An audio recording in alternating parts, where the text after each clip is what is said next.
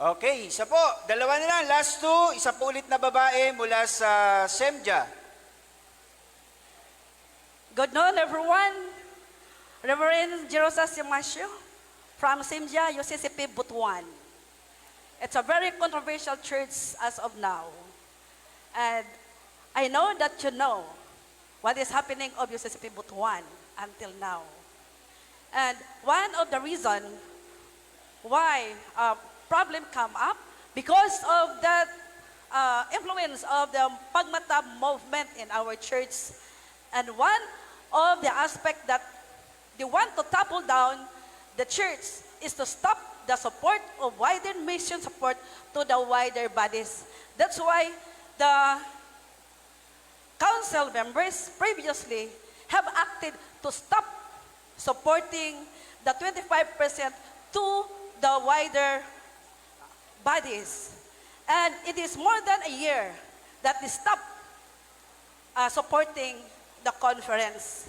And my question is it valid or is it legal if the church will declare to stop the support of wider mission? Are they going against the mandate of our Constitution and bylaws? Because it is there in our Constitution and bylaws. If we are a true-blooded UCCP, we must support the wider bodies for the mission of the church. Thank you. Thank you for that question. You know, I don't want to be running away from that question, except that I have seen there are people in the room who could answer that more effectively than me. I did see our General Secretary. Is he still here? Maybe he's not. Did he go out?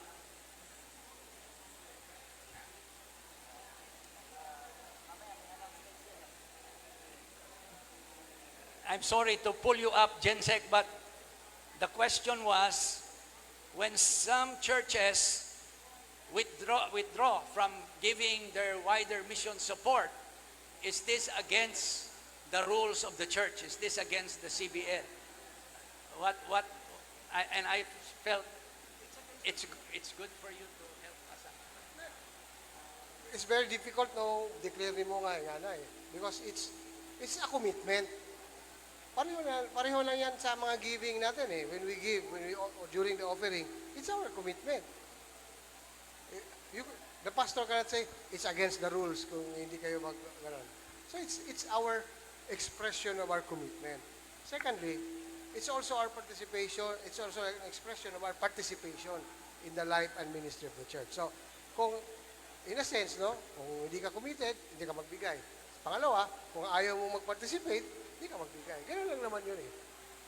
We tried to make some kind of legislation sa 2014 sa Legazpi General Assembly. Pero hindi walang progress dun sa legislation na yan. So it's a commitment, no? I know that there are some existing denominations that make it an absolute requirement to give a certain amount, and if you don't give a certain amount, you have a certain discipline. This is not UCCP. As Bishop is trying to say, it's our work to make sure that we are able to encourage people that they trust the church so that they will be giving from a heart of givingness, no?